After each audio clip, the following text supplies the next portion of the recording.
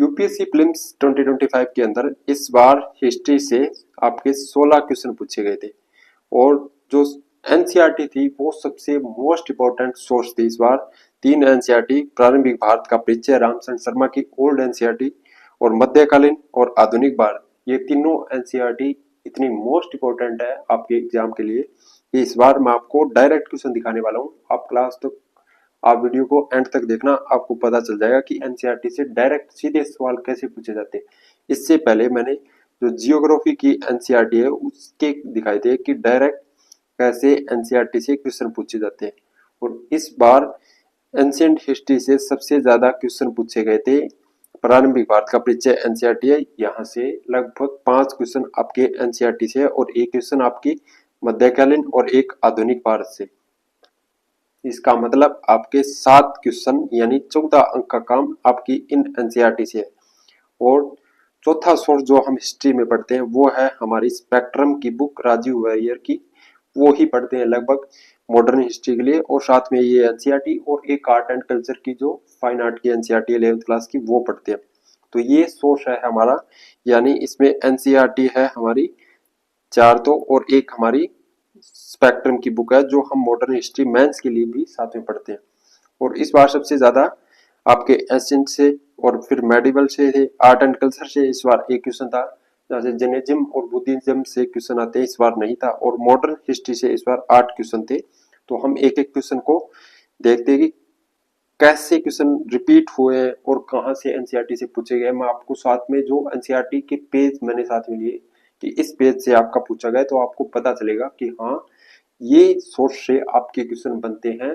इससे पहले भी बनते थे और इस बार 2025 में भी आए हैं। सबसे पहला क्वेश्चन, सिंचाई में काम आने वाला अरगट्टा नामक उपकरण क्या है। अब ये क्वेश्चन यहाँ पे दिख रहा होगा आपको कि ये डबल क्वेश्चन ले रखा है, क्योंकि ये यूपीएससी प्रीलिम्स 2016 के अंदर और ये यूपीएससी प्रीलिम्स 2025 के अंदर, यानी रिपीट हुआ है, सेम क्वेश्चन रिपीट हुआ है। मध्यकालीन भारत के आर्थिक इतिहास के संदर्भ में अरगट्टा किससे निरूपित करता है। अरगट्टा किसे निरूपित करता है और सिंचाई में काम आने वाला अरगट्टा नामक उपकरण क्या था। अब यहाँ पे ये पूछ रहा है कि किसे निरूपित करता है, तो सिंचाई के लिए।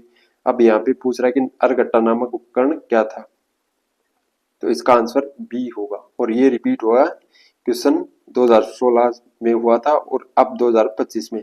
तो अब इसका सोर्स आपको देखने की जरूरत ही नहीं है, क्योंकि लगभग आपको, मैं हमेशा कहता हूँ कि 10 से 12 साल के क्वेश्चन पीवाईक्यू को प्रैक्टिस करना चाहिए, प्रीलिम्स और मेंस दोनों के। तो अगर आपने ये क्वेश्चन 2016 का अटेम्प्ट किया है, प्रयास किया है ये क्वेश्चन, तो आप 2025 वाला क्वेश्चन देखते ही इसको अटेम्प्ट कर सकते थे।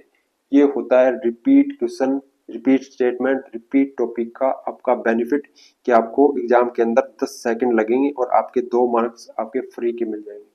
तो ये रिपीट क्वेश्चन था, इसका आपको सोर्स देखने की जरूरत है नहीं, बट ये एनसीईआरटी के अंदर आपको नहीं मिलेगा। लेकिन एनसीईआरटी है आपकी 7th क्लास की भारत के अतीत सेकंड पार्ट, उसके अंदर आपको ये क्वेश्चन मिलेगा।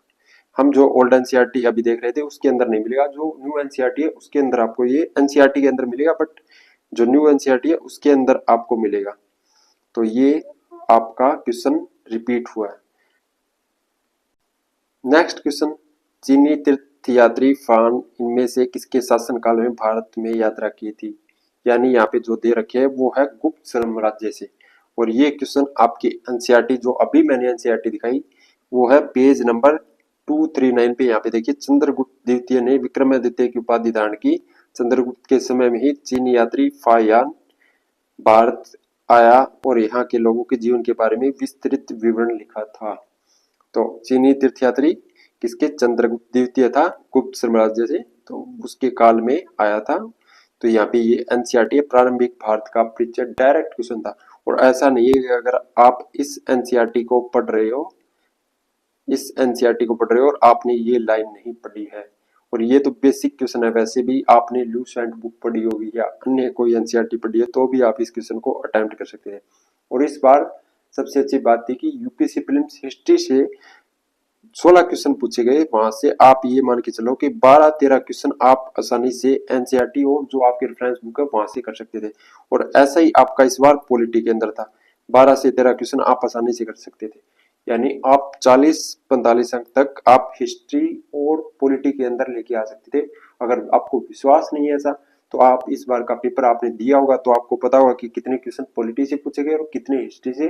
और सोर्स मैं आपको बता रहा हूँ, जो हम बेसिक सोर्स सभी स्टूडेंट जो पढ़ते हैं एनसीईआरटी, वो बता रहा हूँ आपको, कोई और बड़ी बड़ी बुक्स नहीं बता रहा हूँ।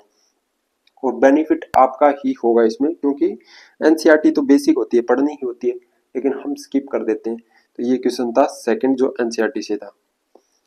तीसरा क्वेश्चन ये है जो महाजन पद से पूछा गया था, और लेकिन क्वेश्चन हार्ड है थोड़ा सा, क्योंकि इस बहने वाली नदियों के बारे में पूछ रखा है। जो क्षेत्र है महाजन पद के, उनके साथ बहने वाली नदियों के बारे में पूछ रखा है। लेकिन जो यहाँ पे देखिए, जो एनसीईआरटी है अभी मैंने आपको दिखाई, जो एशियंट वाली एनसीईआरटी है, उसमें मैप दे रखा है ये ऐसा। वहां से आप अगर थोड़ा से ये मैप को कर लेते हो तो इस क्वेश्चन को आप अटेम्प्ट कर सकते हो आसानी से। अब जैसे यहाँ पे जो क्षेत्र दे रखे हैं आपको दिख रहे होंगे यहाँ पे, जैसे कंबोज यहाँ पे दे रखा है, तो कंबोज विपास नदी, और आपने थोड़ा सा भी साथ में इस चैप्टर को पढ़ा है तो आप इस क्वेश्चन को आसानी से अटेम्प्ट कर सकते हो। यानी आपका सोर्स है ये, आपका इस क्वेश्चन का मान के चले तो आप। और दूसरा, आपने ल्यूसेंट की बुक पढ़ी होगी तो वहां पे भी ये क्वेश्चन आप अटेम्प्ट कर सकते हो। कोई भी बड़ी बुक पढ़ने की जरूरत नहीं है, बट जो है, और अन्य जो कौशल है, जैसे यहाँ पे कौशल दे रखा है, सारे आपके क्षेत्र दे रखे हैं, और क्षेत्र के अकॉर्डिंग आप नदी देख, जैसे अस्मक क्षेत्र है, अस्मक के पास गोदावरी बह रही है, तो हाँ ये है ऐसे। तो आप ऐसे इस क्वेश्चन को अटेम्प्ट कर सकते थे आसानी से। इसका सोर्स भी एनसीईआरटी बुक था, एशियंट एनसीईआरटी हिस्ट्री से। तीसरा क्वेश्चन है, इनमें से किसने शक्तिशाली समुद्री राज्य श्री विजय के विरुद्ध, जिसका शासन मलय प्रायद्वीप, सुमात्रा, जावा और निकटवर्ती द्वीपों पर था, एक सफल सैन्य अभियान को नेतृत्व में किया था। अब ये जो मैंने यहाँ पे ले रखा है वो है मेडिवल हिस्ट्री का। मेडिवल हिस्ट्री जो चोल साम्राज्य है, जिसमें पेज नंबर 27 पहला सेकंड चैप्टर है, ये सेकंड चैप्टर है चोल साम्राज्य, जिसमें यहाँ पे देखिए पुनर्जीवित हुए श्री विजय साम्राज्य के खिलाफ नौसैनिक अभियान राजेंद्र प्रथम के काल पर एक उल्लेखनीय कारनामा था। तो यही पूछ रहा है यहाँ पे, तो राजेंद्र प्रथम चोल इसका आंसर होगा। ये चोल साम्राज्य से पूछा गया क्वेश्चन था। 3 क्वेश्चन थे अभी तक हमने देखे, 2 एंशियंट से, एक वो सबसे पहले मेडिवल से, उसके बाद एंशियंट से, और ये फिर तीसरा क्वेश्चन एनसीईआरटी मेडिवल से। नेक्स्ट है, जैसा कि शोक के अभिलेखों से ज्ञात होता है कि प्रादेशिक रज्जुक और युक्त किस स्तर पर महत्वपूर्ण अधिकारी थे। तो ये एनसीईआरटी का पेज नंबर मौर्य साम्राज्य 177, वहां पे आप थोड़ा सा इसको पढ़ना पड़ेगा, क्योंकि यहाँ पे डायरेक्ट इस क्वेश्चन का आंसर नहीं है, लेकिन अपने साम्राज्य में उसने अधिकारियों की नियुक्ति की जिन्हें रज्जुक कहते थे। रज्जुक शब्द दे रखा है यहाँ पे, तो रज्जुक शब्द से आप थोड़ा ज्यादा लगा सकते हो, लेकिन उसके जो प्रशासन थे इकाइयों, उनको समझना पड़ेगा, क्योंकि यहाँ पे जिला स्तरीय प्रशासन पर रज्जुक, प्रादेशिक और युक्त थे। लेकिन ये आप साथ में ल्यूसेंट की बुक है, वहां से भी कर सकते हो। वैसे तो बहुत सारी बुकें आती है, जैसे उपेंद्र सिंह की अन्य बुकें, वो देख सकते हो, बट आपने इस चैप्टर को अच्छे से पढ़ा है तो आपको ये ग्राम स्तरीय प्रशासन, जिला स्तरीय प्रशासन और प्रांतीय प्रशासन, केंद्र प्रशासन मौर्य काल के इसमें लागू था कौन कौन सा, तो वो आपको पता चल जाए, और उसी के आप अकॉर्डिंग की रज्जुक जिला स्तरीय प्रशासन अधिकारी थे। तो ये आपका आंसर बी होगा। नेक्स्ट क्वेश्चन मोहनजोदड़ो से पूछा गया, नाचती हुई लड़की यानी डांसिंग गर्ल नामक प्रख्यात नारी लघु मूर्ति किस पदार्थ की बनी थी। इतना सल क्वेश्चन। यहाँ पे देखिए ये प्रतिमाएं दे रखा है, पेज नंबर 85, हड़प्पा संस्कृति कांस्य युगीन। तो पहले ही आपको पता है कि जो हड़प्पा संस्कृति है वो कांस्य युग थी। हड़प्पा शिल्पी धातु की खूबसूरत मूर्तियां बनाते, कांस्य की नृत्य की उनकी मूर्ति कला का सर्वश्रेष्ठ नमूना थे। तो किसकी बनी थी, कांस्य की। और ये क्वेश्चन आप 11th क्लास की जो फाइन आर्ट की एनसीईआरटी उसमें पढ़ते हैं, उसमें भी आपको मिल जाएगा। और यहाँ पे भी जो एंशियंट की हिस्ट्री की जो एनसीईआरटी है ओल्ड वाली, उसमें भी आपको मिल जाएगा। अब तक 4-5 क्वेश्चन हमने देखे, वो देखिए डायरेक्ट मिले। नेक्स्ट क्वेश्चन, प्राचीन भारत में इनमें से किस शासक ने मत विलास, विचित्र और गुण भरा उपाधियां धारण की थी। अब ये क्वेश्चन एनसीईआरटी में नहीं है, ओल्ड एनसीईआरटी में न्यू में मिल सकता है आपको। बट अगर आपने ल्यूसेंट बुक पहले भी मैंने आपको रिकमेंड की थी, अगर आप ल्यूसेंट के लगभग 20 पेज है एशियंट के और मेडिवल के और मॉडर्न के, बट आप एंशियंट और मेडिवल वाले पढ़ लेते हो तो भी आपके जो 10-15 पेज है छोटे छोटे, उनसे आपकी सीक्वेंस में दे रखा है हिस्ट्री को, तो आपको लाइन वाइज याद रहता है। तो ये क्वेश्चन था वो पल्लव साम्राज्य था और महेंद्र वर्मन प्रथम ने विचित्रा गुणवरा उपाधियां धारण की थी। यहाँ पे दे रखा है, यहाँ पे मत विलास प्रश्न की रचना महेंद्र वर्मन ने की थी। तो यहाँ पे मत विलास शब्द यहाँ पे दे रखा है, तो इसका आंसर ए होगा। अब आप कहोगे कि ये तो ल्यूसेंट बुक से था, एनसीईआरटी से नहीं, लेकिन ल्यूसेंट बुक ऐसी बेसिक बुक है जो हर स्टूडेंट ने पढ़ रखी है पहले से ही।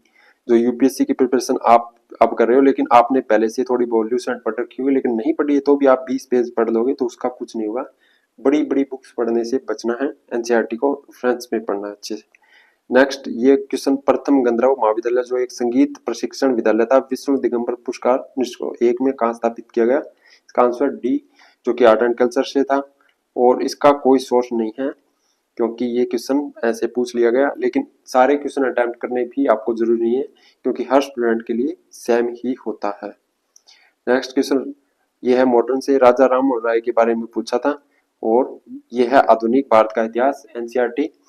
ये यहाँ पे आपका पेज नंबर 116 में आधुनिक भारत का इतिहास में आपका इसका आंसर दे रखा है। ये लाइन आप यहाँ पे पढ़ना, तो आपको दोनों इसके स्टेटमेंट सही है और इसका आंसर सी होगा।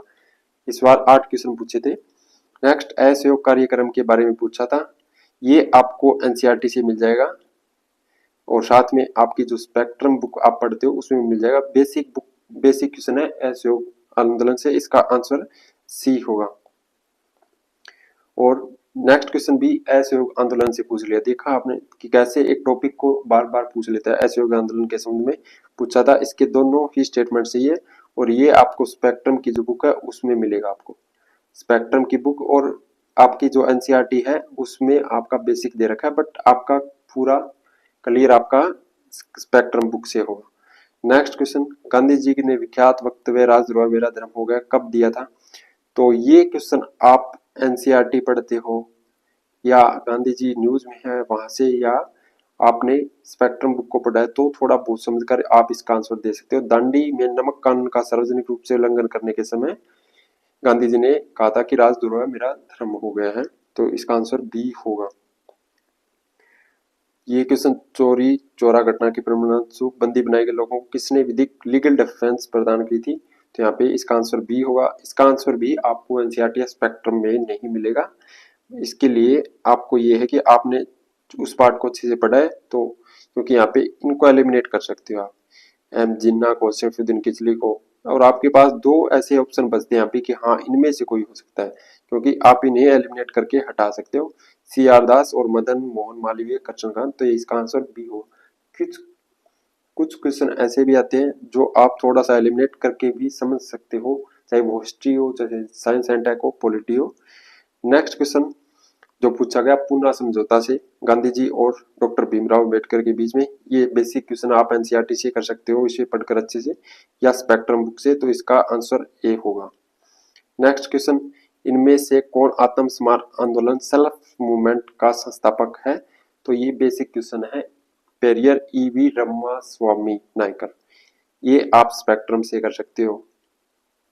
और जो मैंने आपको जो एनसीईआरटी दिखाई है ओल्ड एनसीईआरटी, वहां से भी कर सकते हो और न्यू एनसीईआरटी में भी आपको मिल जाएगा। तो लगभग क्वेश्चन 16 क्वेश्चन थे। 16 क्वेश्चन में से ये मान के चलो कि 12 क्वेश्चन आप जो बुक बेसिक पढ़ते हो उसमें से थे। तो अब 12 क्वेश्चन तो काफी हो गए, क्योंकि इतने अंक आ रहे हैं आपके एक सब्जेक्ट में, तो कितनी अच्छी बात। और इस बार तो लगभग इतने क्वेश्चन नहीं पूछे जाते हैं मॉडर्न हिस्ट्री से, इस बार काफी ज्यादा क्वेश्चन पूछे गए थे, क्योंकि आर्ट एंड कल्चर से ज्यादा क्वेश्चन आते हैं। जो जर्नलिज्म बुद्धिज्म वाले हैं वो नहीं पूछे गए। एक ये क्वेश्चन भी पूछा गया में कितने 16वीं और 17वीं शताब्दी में पुर्तगालियों द्वारा लाए गए थे? तो इसका आंसर भी डी होगा। तीनों ही पुर्तगालियों द्वारा लाए गए थे, और पुर्तगाली जो पहले यूरोपियन थे जो आए थे हमारे यहाँ। और साथ ही आपको ये क्वेश्चन स्पेक्ट्रम का जो पूरा है आपके फर्स्ट चैप्टर और सेकंड, उनको पढ़ने पर आपको अच्छी अंडरस्टैंडिंग है तो ही आप इसका आंसर कर सकते हो। ये आपको एनसीईआरटी में नहीं मिलेगा। स्पेक्ट्रम की बुक है उसको देखकर आप कर सकते हो। तो ये थे आपके 15-16 क्वेश्चन हिस्ट्री में पूछे गए, और मैंने ये इसलिए आपको फास्ट फास्ट करा दी क्योंकि आपको एनालाइज खुद से करना है। बट आपको ये समझ होनी चाहिए कि आपका जो क्वेश्चन पूछे जा रहे हैं उसका सोर्स क्या है। अगर आपको सोर्स नहीं पता चलेगा कि कहाँ से क्वेश्चन बन रहे हैं, तो फिर आपका जो है क्वेश्चन करने का और पीवाईक्यू प्रैक्टिस करने का तरीका ही गलत होगा। तो आपको अब पता चल रहा है कि हाँ कि इस बार हिस्ट्री से जो क्वेश्चन पूछे गए और इससे पहले भी ऐसा ही होता है, पूछे जाते हैं। एनसीईआरटी बेसिक आपको पढ़नी चाहिए। और ऐसे ही आपको जियोग्राफी की बताई थी मैंने, और पॉलिटिक की मैंने आपको क्वेश्चन प्रैक्टिस कराए थे कि इस बार जो क्वेश्चन आए थे उसमें से 10 से 12 क्वेश्चन आप आसानी से कर सकते थे, और वैसे ही हिस्ट्री में भी आप इतने क्वेश्चन आसानी से कर सकते हैं। ये आपके स्टैटिक के पार्ट है जो आपको ज्यादा करंट अफेयर पे नहीं दौड़ना होता है। आप बेसिक अगर आपने स्टैटिक पार्ट अच्छे से किया है, जैसे पॉलिटी के लिए हम लक्ष्मीकांत, इसके लिए स्पेक्ट्रम करते हैं, एनसीईआरटी करते हैं, तो हम यहाँ से क्वेश्चन अटेम्प्ट कर सकते हैं। साइंस एंड टेक, इन्वायरमेंट, वो चीजें भी साथ में लेकर चलनी होती है, बट पहली प्रायोरिटी, फर्स्ट प्रायोरिटी इन सब्जेक्ट को देनी चाहिए, क्योंकि यहाँ से जो क्वेश्चन आते हैं स्टैटिक के वो अच्छे से अटेम्प्ट कर सकते हैं। पीवाईक्यू प्रैक्टिस की है पास्ट ईयर पेपर को तो भी लगभग आप क्वेश्चन को अच्छे से अटेम्प्ट कर सकते हो। तो ये फायदा होता है इन सब्जेक्ट का, स्टैटिक का, और वहाँ पे आपके साथ में इकोनॉमी भी आप ले सकते हो, जियोग्राफी भी ले। ये 4 सब्जेक्ट आपके कोर सब्जेक्ट है स्टैटिक के, जो आप पीवाईक्यू प्रैक्टिस और आपने स्टैटिक को किया तो भी आप इनको कर सकते हो।